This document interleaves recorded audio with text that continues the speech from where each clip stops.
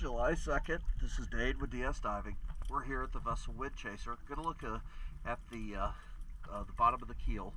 There's a few areas where there's some paint missing. We're going to look at because they're on both sides, but I'm going to get some video. Let's take a look.